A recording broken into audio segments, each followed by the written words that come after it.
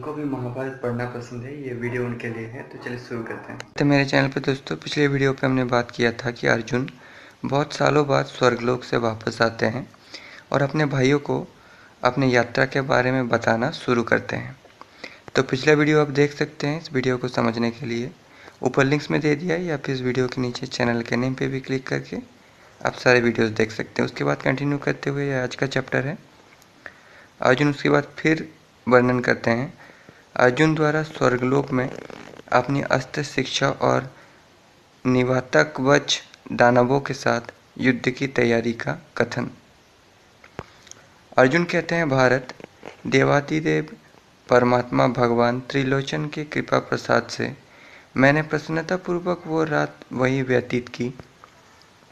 सवेरा होने पर पूर्वाकाल की क्रिया पूरी करके मैंने पुनः उन्हीं श्रेष्ठ ब्राह्मणों को अपने समक्ष पाया जिनका दर्शन मुझे पहले भी हो चुका था। भरत कुलभूषण, उनसे मैंने अपना सारा वृत्तांत यथावत कह सुनाया और बताया कि मैं भगवान महादेव जी से मिल चुका हूँ। राजेंद्र, तब वे विप्रवर बड़े प्रसन्न होकर मुझसे बोले, कुंती कुमार, जिस प्रकार तुमने महादेव जी का दर्शन किया है वैसा दर्शन और किसी ने नहीं किया। अनग, तुम यम आदि संपूर्ण लोकपालों के साथ देवराज इंद्र का दर्शन करोगे और वे भी तुम्हें अस्त्र प्रदान करेंगे। राजन, ऐसा कहकर सूर्य के समान तेजस्वी ब्राह्मण देवताओं ने मुझे बार बार हृदय से लगाया और फिर वे इच्छानुसार अपने अभिष्ट स्थान को चले गए।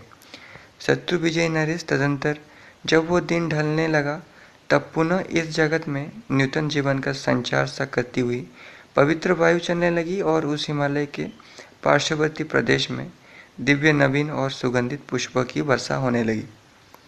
चारों ओर अत्यंत भयंकर प्रतीत होने वाले दिव्य वाद्यों और इंद्र संबंधी स्रोतों के मनोहर शब्द सुनाई देने लगे। सब गंधर्व और अप्सराओं के समूह वहां देवराज इंद्र के आगे रहकर गीत गा रहे थे। देवताओं के अनेक गण भी दिव्य विमानों पर बैठकर वहां आए थे। जो महेंद्र के सेवक थे और जो इंद्र भवन में ही निवास करते थे वे भी वहां पधारे। तदंतर थोड़ी ही देर में विविध आभूषणों से विभूषित हरे रंग के घोड़ों से जुते हुए एक सुंदर रथ के द्वारा साची रहित इंद्र ने संपूर्ण देवताओं के साथ वहां पदार्पण किया। तो दोस्तों यहाँ पे विमान कैसा विमान है ये बता नहीं जा सकता। उसके बाद राजन, इसी समय सर्वोत्कृष्ट ऐश्वर्य लक्ष्मी से संपन्न नरवाहन कुबेर ने भी मुझे दर्शन दिया। दक्षिण दिशा की ओर दृष्टिपात करने पर मुझे साक्षात यमराज खड़े दिखाई दिए। वरुण और देवराज इंद्र भी क्रमशः पश्चिम और पूर्व दिशा में यथास्थान खड़े हो गए। महाराज नरश्रेष्ठ, उन सब लोकपालों ने मुझे सांत्वना देकर कहा, सव्यसाची अर्जुन, देखो हम सब लोकपाल यहाँ खड़े हैं। देवताओं के कार्य की सिद्धि के लिए ही तुम्हें भगवान शंकर का दर्शन प्राप्त हुआ है। अब तुम चारों ओर घूमकर हम लोगों से भी दिव्यास्त्र ग्रहण करो। प्रभु, तब मैंने एकाग्रचित हो उन उत्तम देवताओं को प्रणाम करके उन सबसे विधि पूर्वक महान दिव्यास्त्र प्राप्त किए। भारत, जब मैं अस्त्र ग्रहण कर चुका तब देवताओं ने मुझे जाने की आज्ञा दी। शत्रुदमन, तदंतर सब देवता जैसे आए थे वैसे अपने अपने स्थान को चले गए। देवेश्वर भगवान इंद्र ने भी अपने अत्यंत प्रकाशपूर्ण रथ पर आरूढ़ हो मुझसे कहा, अर्जुन, तुम्हें स्वर्गलोक की यात्रा करनी होगी। भरतश्रेष्ठ धनंजय, यहाँ आने से पहले ही मुझे तुम्हारे विषय में सब कुछ ज्ञात हो गया था। इसके बाद मैंने तुम्हें दर्शन दिया है। तो दोस्तों अर्जुन कैसे स्वर्गलोक गए थे और उसके बाद क्या हुआ था ये जानने के लिए आप पिछला सारे वीडियो देख सकते हैं। ठीक है। तो पांडुनंदन, तुमने पहले अनेक बार बहुत से तीर्थ में स्नान किया है। इस समय इस महान तप का भी अनुष्ठान कर लिया है, अतः तुम स्वर्गलोक में सशरीर जाने के अधिकारी हो गए हो। शत्रुसूदन, अभी तुम्हें और भी उत्तम तपस्या करनी है और स्वर्गलोक में अवश्य पदार्पण करना है। मेरी आज्ञा से मातली तुम्हें स्वर्ग में पहुंचा देगा। पांडव श्रेष्ठ, यहाँ रहकर जो तुम अत्यंत दुष्कर तप कर रहे हो इसके कारण देवताओं और महात्मा मुनियों में तुम्हारी ख्याति बहुत बढ़ गई है। तब मैंने देवराज इंद्र से कहा, भगवान, आप मुझ पर प्रसन्न होइए। देवेश्वर, मैं अस्त्र विद्या की प्राप्ति के लिए आपको अपना आचार्य बनाता हूँ। इंद्र ने कहा, परंतप तात अर्जुन, दिव्य अस्त्र शस्त्रों का ज्ञान प्राप्त कर लेने पर तुम भयंकर कम कर्म करने लगोगे। अतः पांडुनंदन, मेरी इच्छा है कि तुम जिसके लिए अस्त्र की शिक्षा प्राप्त करना चाहते हो, तुम्हारा वो उद्देश्य पूर्ण हो। यह सुनकर मैंने उत्तर दिया, शत्रुघाती देवेश्वर, मैं शत्रु द्वारा प्रयुक्त दिव्यास्त्र का निवारण करने के सिवा अन्य किसी अवसर पर मनुष्य के ऊपर दिव्यास्त्र का प्रयोग नहीं करूंगा। इसीलिए अर्जुन ने दिव्यास्त्र का प्रयोग कम ही किया। देवराज नर सूरश्रेष्ठ, आप मुझे वे दिव्य अस्त्र प्रदान करें। अस्त्र विद्या सीखने के पश्चात मैं उन्हीं अस्त्र के द्वारा जीते हुए लोगों पर अधिकार प्राप्त करना चाहता हूँ। इंद्र बोले, धनंजय, मैं तुम्हारी परीक्षा लेने के लिए उपयुक्त बात कही थी। तुमने जो अस्त्र विद्या के प्रति अत्यंत उत्कंठा प्रकट की है, वो तुम्हारे जैसे मेरे पुत्र के अनुरूप ही है। भारत, तुम मेरे भवन में चलकर संपूर्ण अस्त्र की शिक्षा प्राप्त करो। कुरुश्रेष्ठ, वायु, अग्नि, वसु, वरुण, मरुदगण, सद्यगण, ब्रह्मा, गंधर्वगण, नाग, राक्षस, विष्णु तथा ऋगिति के स्वयं मेरे भी संपूर्ण अस्त्र का ज्ञान प्राप्त करो। मुझसे ऐसा कहकर इंद्र वही अंतर्ध्यान हो गए। तदंतर थोड़े ही देर में मुझे हरे रंग के घोड़े से जुता हुआ देवराज इंद्र का रथ वहां उपस्थित दिखाई दिया। तो अंतर्ध्यान हो गए मतलब चले गए। राजन, वो दिव्य मायावय पवित्र रथ मातली के द्वारा नियंत्रित था। जब सभी लोकपाल चले गए तब मातली ने मुझसे कहा, महातेजस्वी वीर, देवराज इंद्र तुमसे मिलना चाहते हैं। महाबाहु, तुम उनसे मिलकर कृतार्थ हो और अब आवश्यक कार्य करो। इसी शरीर से देवलोक में चलो तथा पुण्यात्मा पुरुषों के लोगों का दर्शन करो। भरतनंदन, सहस्त्र नेत्रों वाले देवराज इंद्र तुम्हें देखना चाहते हैं। मातली के ऐसा कहने पर मैं हिमालय से आज्ञा ले रथ की परिक्रमा करके उस श्रेष्ठ रथ में सवार हुआ। मातली अश्व संचालन की कला में मर्मज्ञ थे, सारथी के कार्य में अत्यंत कुशल थे। उन्होंने मन तथा वायु के समान वेगशाली अश्व को यथोचित रीति से आगे बढ़ाया। राजन, उस स्वयं देवसारथी मातली ने आकाश में चक्कर लगाते हुए रथ पर स्थिरतापूर्वक बैठे हुए मेरे मुख की ओर दृष्टिपात किया और आश्चर्यचकित होकर कहा, भारत श्रेष्ठ, आज मुझे यह बड़ी विचित्र और अद्भुत बात दिखाई दे रही है कि इस दिव्य रथ पर बैठकर तुम अपने स्थान से तनिक भी हिलडुल नहीं रहे हो। कुरुकुल भूषण भरत श्रेष्ठ, जब थोड़े घोड़े पहली बार उड़ान भरते हैं, उस समय मैंने सदा देखा है कि देवराज इंद्र भी विचलित हुए बिना नहीं रह पाते, परंतु तुम चक्कर काटते हुए रथ पर भी स्थिर भाव से बैठे हो। कुरुश्रेष्ठ, तुम्हारी ये सब बातें मुझे इंद्र से भी बढ़कर प्रतीत हो रही है। भरत कुलभूषण नरेश, ऐसा कहकर मातली ने अंतरिक्ष लोक में प्रविष्ट हो मुझे देवताओं के वरों और विमानों का दर्शन कराया। फिर हरे रंग के घोड़े से जुता हुआ वो रथ वहां से भी ऊपर की ओर बढ़ चला। नरश्रेष्ठ, ऋषि और देवता भी उस रथ का समादर करते थे। तदंतर मैंने देवर्षियों के अनेक समुदाय का दर्शन किया जो अपने इच्छा के अनुसार सर्वत्र जाने की शक्ति रखते थे। अमित तेजस्वी गंधर्व और अप्सराओं का प्रभाव भी मुझे प्रत्यक्ष दिखाई दिया। फिर इंद्र सारथी मातली ने मुझे शीघ्र ही देवताओं के नंदन वन और उपवन दिखाए। तत्पश्चात मैंने अमरावतीपुरी तथा इंद्र भवन का दर्शन किया। वो पूरी इच्छानुसार फल देने वाले दिव्य वृक्ष तथा रत्नों से सुशोभित थी।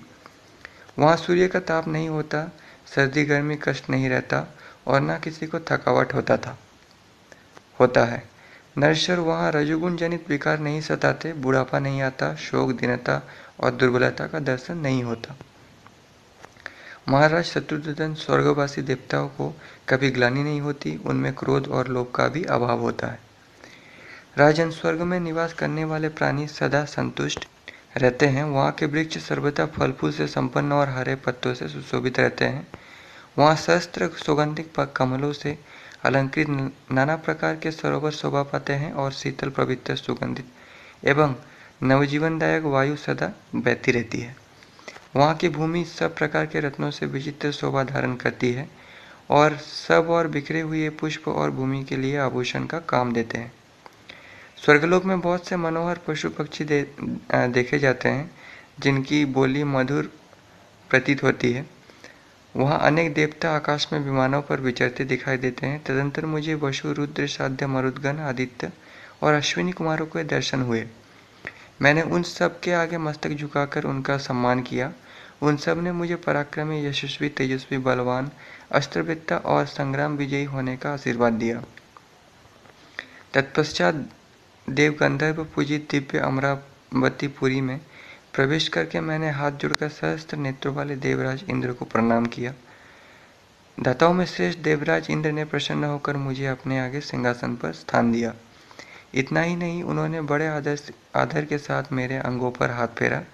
यज्ञ में पूरी दक्षिणा देने वाले भरत श्रेष्ठ, उस स्वर्गलोक में मैं देवताओं और गंधर्व के साथ अस्त्र विद्या की प्राप्ति के लिए रहने लगा और प्रतिदिन अस्त्रों का अभ्यास करने लगा, मतलब प्रैक्टिस करने लगा चलाने की विधि।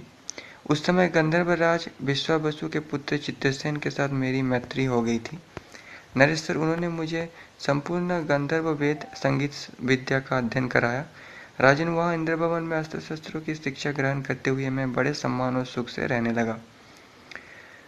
तो अर्जुन जो कह रहे हैं वो बहुत शॉर्टकट में कह रहे हैं, पूरी जानकारी आप अगले वीडियो पे देख सकते हैं, मतलब पिछले वीडियो पे। वहाँ सभी मनोवांछित पदार्थ मेरे लिए सुलभ थे। भरत श्रेष्ठ, मैं वहाँ कभी मनोहर गीत सुनता, कभी पर्याप्त रूप से दिव्य वाद्य का आनंद लेता और कभी कभी श्रेष्ठ अप्सराओं का नृत्य भी देख लेता था। भारत, उन समस्त सुख सुविधाओं की अवहेलना न करते हुए उन्होंने स्वीकार करके भी मैंने उनके असली रूप को जानकर उनका निस्सारता को भलीभांति समझकर अधिकतर अस्त्रों के अभ्यास में ही संलग्न रहता था। गीत आदि में कभी आसक्त नहीं हुआ। अस्त्र विद्या की ओर मेरी ऐसी अभिरुचि होने से सहस्त्र नेत्रधारी भगवान इंद्र मुझ पर बहुत संतुष्ट रहते थे।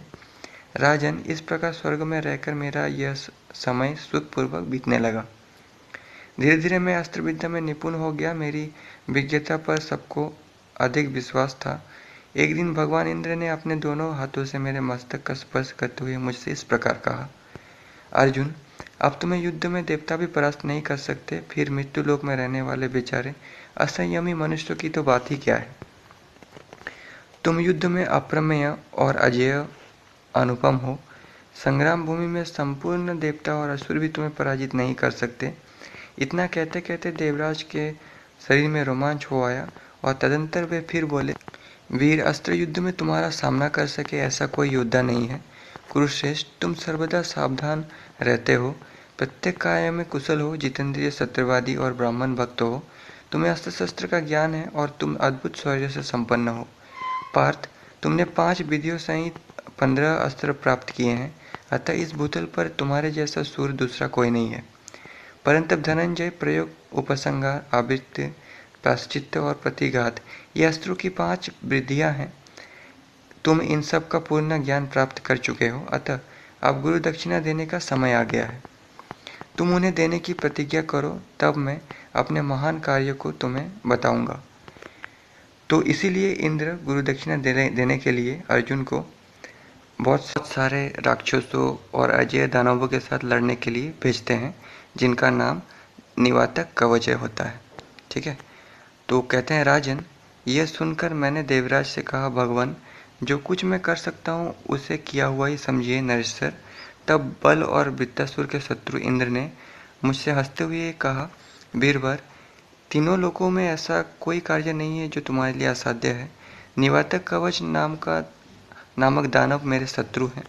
वे समुद्र के भीतर दुर्गम स्थान का आश्रय लेकर रहते हैं। उनकी संख्या 3 करोड़ बताई जाती है और उन सभी के रूप, बल और तेज एक समान है। कुंती नंदन, तुम उन दानवों का संहार कर डालो, इतने से ही तुम्हारी गुरु दक्षिणा पूरी हो जाएगी। ऐसा कहकर इंद्र ने मुझे एक अत्यंत कांतिमान दिव्य रथ प्रदान किया, जिसे मातली जोत कर लाए थे। उसमें मयूर के समान रोम वाले घोड़े जुते हुए थे। रथ आ जाने पर देवराज ने यह उत्तम किरीट मेरे मस्तक पर बांध दिया। फिर उन्होंने मेरे स्वरूप के अनुरूप प्रत्येक अंगों में आभूषण पहना दिया। इसके बाद यह अभेद्य उत्तम कवच धारण कराया, जिसका स्पर्श तथा रूप मनोहर है। तत्पश्चात मेरे गांडीव धनुष में उन्होंने एक अटूट प्रत्यंचा जोड़ दी। इस प्रकार युद्ध की सामग्री से संपन्न होकर उस तेजस्वी रथ के द्वारा मैं संग्राम के लिए प्रस्थित हुआ, जिस पर आरूढ़ होकर पूर्वकाल में देवराज ने विरोचन कुमार बलि को परास्त किया था। महाराज, तब उस रथ की गड़गड़ाहट से सजग हो सब देवता मुझे देवराज समझकर मेरे पास आए और मुझे देखकर पूछने लगे, अर्जुन तुम क्या करने की तैयारी कर रहे हो, मतलब क्या करने की तैयारी में हो। तब मैंने उनसे ये सब बातें बताकर कहा, मैं युद्ध में यही करने जा रहा हूँ। आपको ये बात ज्ञात होना चाहिए कि मैं निवातक कवच नामक दानवों के वध की इच्छा से प्रस्थित हुआ हूँ। वो अतः निष्पाप एवं महाभाग देवता हूँ। आप मुझे ऐसा आशीर्वाद दें जिससे मेरा मंगल हो। राजन, तब वे देवता लोग प्रसन्न हो देवराज इंद्र की भांति श्रेष्ठ और मधुर वाणी द्वारा मेरी स्तुति करते हुए बोले, इस रथ के द्वारा इंद्र ने युद्ध में संबरासुर पर विजय पाई है, नमुची, बल, वित्त, प्रहलाद और नरकासुर को परास्त किया है। इनके सिवा अन्य बहुत से दैत्यों को भी इस रथ के द्वारा पराजित किया है, जिनकी संख्या सहस्त्र, लाखों और अरबों तक पहुंच गई है। कुंती नंदन, जैसे पूर्व काल में सबको वश में करने वाले इंद्र ने असुरों पर विजय पाई थी, उसी प्रकार तुम भी इस रथ के द्वारा युद्ध में पराक्रम करके निवातक कवचों को परास्त करोगे। यह श्रेष्ठ शंख है जिसे बजाने से तुम्हें दानवों पर विजय प्राप्त हो सकती है। महामना इंद्र ने भी इसके द्वारा संपूर्ण लोगों पर विजय पाई है। वही यह शंख है जिसे मैंने अपनी विजय के लिए ग्रहण किया था। देवताओं ने उसे दिया था, इसलिए इसका नाम देवदत्त है। भगवद गीता में जिस देवदत्त शंख का जिक्र है वो यही देवदत्त शंख है। ठीक है, तो शंख लेकर देवताओं के मुख से अपनी स्तुति सुनता हुआ मैं कवच, बाण और धनुष से सज्जित हो युद्ध की इच्छा से अत्यंत भयंकर दानवों के नगर की ओर चल दिया। इसके बाद नेक्स्ट चैप्टर, अर्जुन का पाताल में प्रवेश और निवात कवचों के साथ युद्ध आरंभ। तो शुरू करते हैं। अर्जुन बोले, राजन, तदंतर मार्ग में जहाँ तहाँ महर्षियों के मुख से अपनी स्तुति सुनते हुए मैंने जल के सौम्य समुद्र के पास पहुंचकर उनका निरीक्षण किया। वो देखने में अत्यंत भयंकर था। उसका पानी कभी घटता बढ़ता नहीं है। उसमें फैन से मिली हुई पहाड़ों के समान ऊंची ऊंची लहरें उठकर नृत्य करती सी दिखाई दे रही थी। वे कभी इधर उधर फैल जाती थी और कभी आपस में टकरा जाती थी। वहाँ सब और रत्नों से भरी हुई हजारों नाव चल रही थी जो आकाश में विचरते हुए विमानों की सी शोभा पाती थी तथा तिमिती मिंगल, कछुए और मगर पानी में डूबे हुए पर्वतों के समान दृष्टिगोचर होते थे। सहस्त्र शंख सब और जल में निमग्न थे। जैसे रात में झीने बादलों के आवरण से सहस्त्र तारे चमकते दिखाई देते हैं, उसी प्रकार समुद्र के जल में स्थित हजारों रत्न समूह तैरते हुए प्रतीत हो रहे थे। औरों की तो बात ही क्या है, वहाँ भयानक वायु भी पद भ्रांति की भांति भटकने लगती है। वायु का वो चक्कर काटना अद्भुत सा प्रतीत हो रहा था। इस प्रकार अत्यंत वेगशाली जलराशि महासागर को देखकर उसके पास ही मैंने दानवों से भरा हुआ वो दैत्य नगर भी देखा। रथ संचालन में कुशल सारथी मातली तुरंत वहां पहुंचकर पाताल में उतरे तथा रथ पर सावधानी से बैठकर आगे बढ़े। उन्होंने रथ की गड़गड़ाहट से सबको भयभीत करते हुए उस दैत्यपुर की ओर धावा किया। आकाश में होने वाली मेघ गर्जना के समान उस रथ का शब्द सुनकर दानव लोग मुझे देवराज इंद्र समझकर भय से अत्यंत व्याकुल हो उठे। सभी मन ही मन घबरा गए। सभी अपने हाथों में धनुष, बाण, तलवार, शूल, फरसा, गदा और मूर्छल आदि अस्त्र शस्त्र लेकर खड़े हो गए। दानवों के मन में आतंक छा गया था, इसलिए उन्होंने नगर की रक्षा का प्रबंध करके सारे दरवाजे बंद कर दिए। नगर के बाहर कोई भी दिखाई नहीं देता था। तो उसके बाद तब मैंने बड़ी भयंकर ध्वनि करने वाले देवदत्त नामक शंख को हाथ में लेकर अत्यंत प्रसन्न हो धीरे धीरे उसे बजाया। वो शंखनाद स्वर्गलोक से टकराकर प्रतिध्वनि उत्पन्न करने लगा। उसकी आवाज सुनकर बड़े बड़े प्राणी भी भयभीत हो इधर उधर छिप गए। भारत, तदंतर निवात कवच नामक सभी दैत्य आभूषण से आभूषित हो भांति भांति के कवच धारण किए, हाथों में विचित्र आयुध लिए, लोहे के बने हुए बड़े बड़े शूल, गदा, मूसल, पट्टीस, करवाल, रथ चक्र, तोप, बंदूक, बंदूक का नाम उस समय भुसुंडी था, लिखा हुआ है देखिए, तथा रत्न जनित विचित्र खड़ग आदि लेकर शस्त्रों की संख्या में नगर से बाहर आए। भरतश्रेष्ठ, उस समय मातली ने बहुत सोच विचार कर समतल प्रदेश में जाने योग्य मार्ग पर अपने उन घोड़ों को हाँका। उनके हाँकने पर उन शीघ्रगामी अश्वों की चाल इतनी तेज हो गई कि मुझे उस समय कुछ भी दिखाई नहीं देता था। वो एक अद्भुत बात थी। तदंतर उन दानवों ने वहाँ भीषण स्वर और विकराल आकृति वाले विभिन्न प्रकार के शस्त्र बाजे जोर जोर से बजाने आरंभ किए। वाद्यों की उस तुमुल ध्वनि से सहसा समुद्र के लाखों बड़े बड़े पर्वताकार मत्स्य मर गए और उनकी लाशें पानी के ऊपर तैरने लगी। तत्पश्चात उन सब दानवों ने सैकड़ों और हजारों तीखे बाणों की वर्षा करते हुए बड़े वेग से मुझ पर आक्रमण किया। भारत, तब उन दानवों का और मेरा भयंकर तुमुल संग्राम आरंभ हो गया, महाभयंकर, जो निवात कवचों के लिए विनाशकारी सिद्ध हुआ। उस समय बहुत से देवर्षि तथा अन्य महर्षि एवं ब्रह्मर्षि और सिद्धगण उस महायुद्ध में देखने के लिए आए। वे सब के सब मेरी विजय चाहते थे, अतः उन्होंने जैसे तारकामय संग्राम में अवसर पर इंद्र की स्तुति की थी, उसी प्रकार अनुकूल और मधुर वचनों द्वारा मेरा भी स्तवन किया। उसके बाद नेक्स्ट चैप्टर अर्जुन और निवात कवचों का युद्ध। तो शुरू करते हैं। अर्जुन बोले, तदंतर सारे निवात कवच संगठित हो हाथों में अस्त्र शस्त्र लिए युद्धभूमि में वेगपूर्वक मेरे ऊपर टूट पड़े।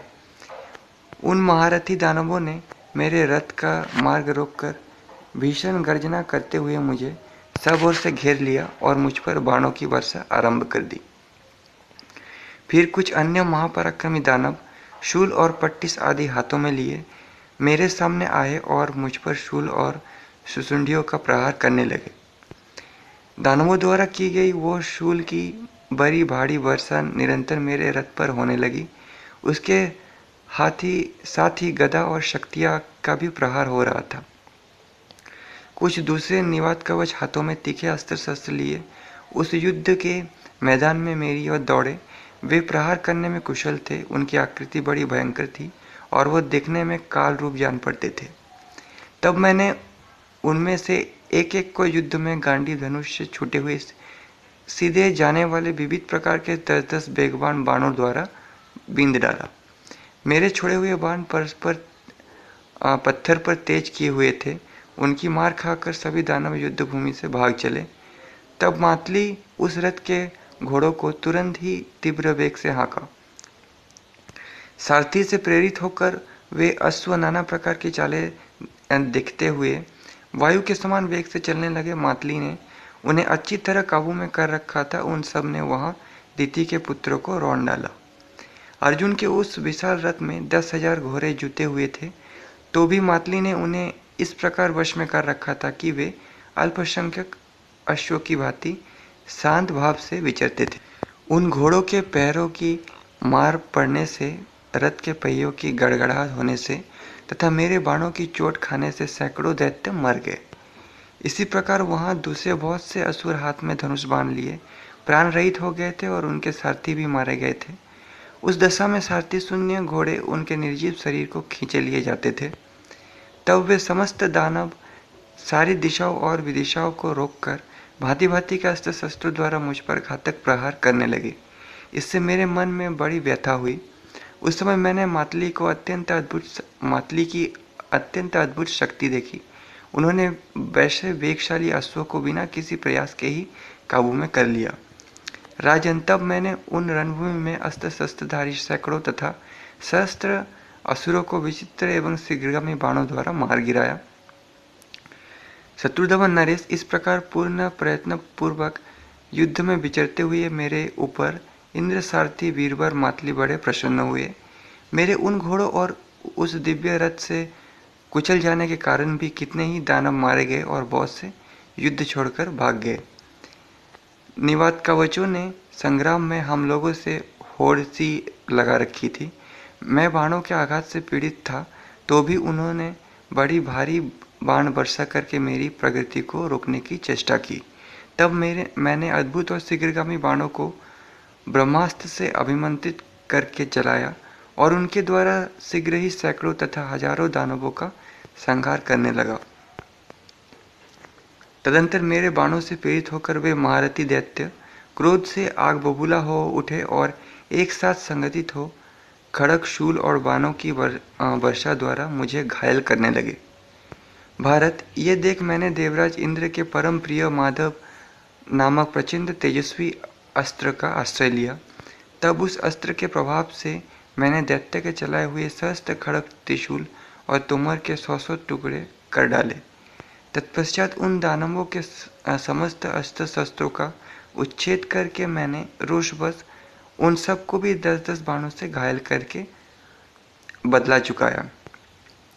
उस समय मेरे गांडी धनुष से बड़े बड़े बाण उस युद्ध भूमि में इस प्रकार छूटते थे मानो वृक्ष से झुंड के झुंड भौरे उड़ रहे हो। मातली ने मेरे इस कार्य की बड़ी प्रशंसा की। तदंतर उन दानवों के भी बाण मेरे ऊपर जोर जोर से गिरने लगे। मातली ने उनकी उस बाण वर्षा को भी सराहना की।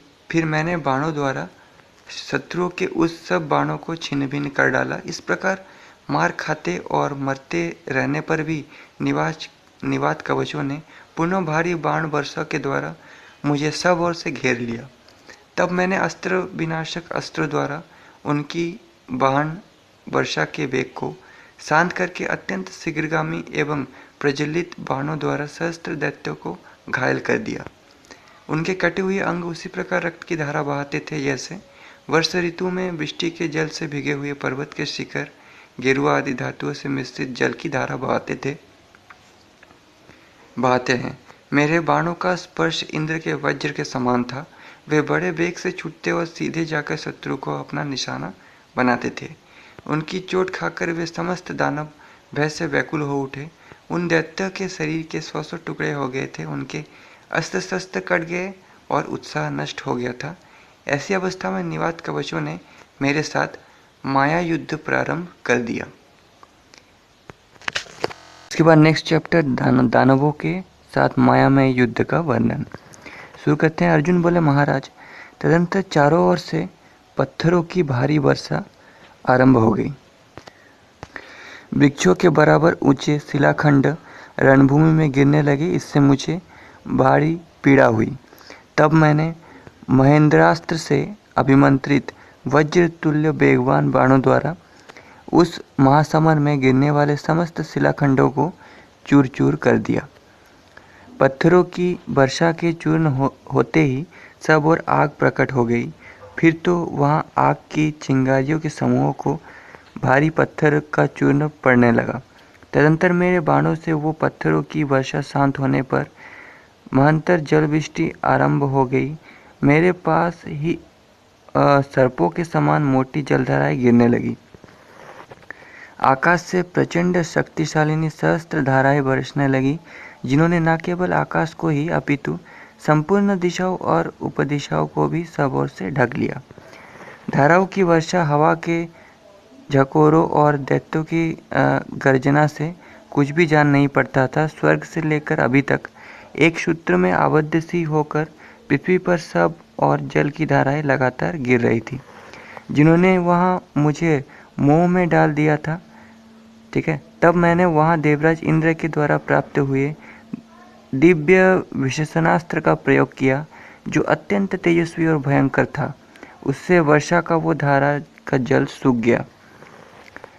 भारत, जब मैंने पत्थरों की वर्षा शांत कर दी, तब पानी की वर्षा को भी सोख लिया।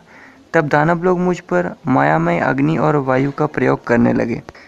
फिर तो मैंने वरुणास्त्र से वो सारी आग बुझा दी और महान शैलास्त्र का प्रयोग करके मायामय वायु का वेग कुंठित कर दिया। भारत, उस माया का निवारण हो जाने पर वे रणोत्पन्न दानव एक ही समय अनेक प्रकार की माया का प्रयोग करने लगे। फिर तो भयानक अस्त्रों की तथा अग्नि, वायु और पत्थरों की बड़ी भारी वर्षा होने लगी, जो रोंगटे खड़े कर देने वाली थी। उस मायामयी वर्षा ने युद्ध में मुझे बड़ी पीड़ा दी। तदंतर चारों ओर महाभयानक अंधकार छा गया। घोर एवं दुस्सह तिमिर राशि से संपूर्ण लोकों के आच्छादित हो जाने पर मेरे रथ के घोड़े युद्ध से विमुख हो गए और मातली भी लड़खड़ाने लगे। मातली मतलब देवराज इंद्र के सारथी हैं, ड्राइवर हैं। उनके हाथ से घोड़ों के लगाम और चाबुक पृथ्वी पर गिर पड़े और वे भयभीत होकर बार बार मुझसे पूछने लगे, भरतश्रेष्ठ अर्जुन तुम कहाँ हो। मातली के वैशुद्ध होने पर मेरे मन में भी अत्यंत भय समा गया। तब सुदबुद्ध खोए हुए मातली ने मुझे भयभीत योद्धा से इस प्रकार कहा, निष्पाप कुंती कुमार, प्राचीन काल में अमृत की प्राप्ति के लिए देवताओं और दैत्यों में अत्यंत और घोर संग्राम हुआ था, जिसे मैंने अपनी आंखों से देखा था। संबासुर के वध के समय भी अत्यंत भयानक युद्ध हुआ था, उसमें भी मैंने देवराज इंद्र के सारथी का कार्य संभाला था। इसी प्रकार वृत्तासुर के वध के समय भी मैंने ही घोड़े की बागडोर हाथ में ली थी। विरोचन कुमार बलि का अत्यंत भयंकर महासंग्राम भी मेरा देखा हुआ है। ये बड़े बड़े भयानक युद्ध मैंने देखे हैं, उनमें भाग लिया है, परंतु पांडुनंदन आज से पहले कभी भी मैं इस प्रकार अचेत नहीं हुआ था। जान पड़ता है विधाता ने आज समस्त प्रजा का संहार निश्चित किया है। अवश्य ऐसी ही बात है, जगत के संहार के अतिरिक्त अन्य समय में ऐसे भयानक युद्ध का होना असंभव नहीं है, मतलब संभव नहीं है, सॉरी। मातली का ये वचन सुनकर मैंने स्वयं ही अपने आप को संभाला और दानवों के उस महान माया बल का निवारण करते हुए भयभीत मातली से कहा, सूत आप डरे मत, स्थिरतापूर्वक रथ पर बैठे रहें और देखें मेरी इन भुजाओं में कितना बल है, मेरे गांडीव धनुष तथा अस्त्रों का कैसा प्रभाव है। आज मैं अपने अस्त्रों की माया से इन दानवों की इस भयंकर माया तथा घोर अंधकार का विनाश किए देता हूँ। नरेश सर, ऐसा कहकर मैंने देवताओं के हित के लिए अस्त्र संबंधिनी माया की सृष्टि की, जो समस्त प्राणियों को मोह में डालने वाली थी। तो दोस्तों, ये उस समय का एक ज्ञान होता था जो बहुत प्रतिभा से अर्जित किया जाता था। ये वही माया की सृष्टि कर रहे हैं। उससे असुरों की वे सारी माया नष्ट हो गई। तब उन अमित तेजस्वी दानव राजाओं ने पुनः नाना प्रकार की मायाएं प्रकट की। इससे कभी तो प्रकाश छा जाता था, कभी सब कुछ अंधकार में विलीन हो जाता था, कभी संपूर्ण जगत अदृश्य हो जाता और कभी जल में डूब जाता था। तदंतर प्रकाश होने पर मातली ने घोड़ों को काबू में करके अपने श्रेष्ठ रथ के द्वारा उस रोमांचकारी संग्राम में विचरना प्रारंभ किया। तब भयानक निवातक कवच चारों ओर से मेरे ऊपर टूट पड़े। उस समय मैंने अवसर देख कर उन सब को यमलोक भेज दिया। वो युद्ध निवात कवचों के लिए विनाशकारी था। अभी युद्ध हो ही रहा था कि सहसा सारे दानव अंतर्ध्यान माया से छिप गए, अतः मैं किसी को भी देख ना सका। नेक्स्ट चैप्टर शुरू करते हैं, निवात कवचों का संहार। अर्जुन बोले, राजन, इस प्रकार अदृश्य रहकर ही वे दैत्य माया द्वारा युद्ध करने लगे तथा मैं भी अपने अस्त्रों की अदृश्य शक्ति के द्वारा ही उनका सामना करने लगा। मेरे गांडीव धनुष से छूटे हुए बाण विधिवत प्रयुक्त दिव्यास्त्र से प्रेरित हो जहाँ तहाँ वे दैत्य थे वहीं जाकर उनके सर काटने लगे। जब मैं इस प्रकार युद्ध क्षेत्र में उनका संहार करने लगा, तब वे निवात कवच दानव अपनी माया को समेट कर सहसा नगर में घुस गए। दैत्यों के भाग जाने से जब वहाँ सब कुछ स्पष्ट दिखाई देने लगा, तब मैंने देखा लाखों दानव वहाँ मेरे मरे पड़े। उनके अस्त्र शस्त्र और आभूषण भी पीस कर चूर्ण हो गए थे। दानवों के शरीरों और कवचों के 100 टुकड़े दिखाई देते थे। वहाँ दैत्यों की इतनी लाशें पड़ी थी कि घोड़ों के लिए एक के बाद एक दूसरा पैर रखने के लिए कोई स्थान नहीं रह गया था। अतः वे अंतरिक्षचारी अश्व वहाँ से सहसा उछलकर आकाश में खड़े हो गए। तदंतर निवात कवचों ने अदृश्य रूप से ही आक्रमण किया और केवल आकाशों का आच्छादित करके पत्थरों की वर्षा आरंभ की। भरतनंदन, कुछ भयंकर दानवों ने जो पृथ्वी के भीतर घुसे हुए थे, मेरे घोड़ों के पैर और रथ के पहिए पकड़ लिए।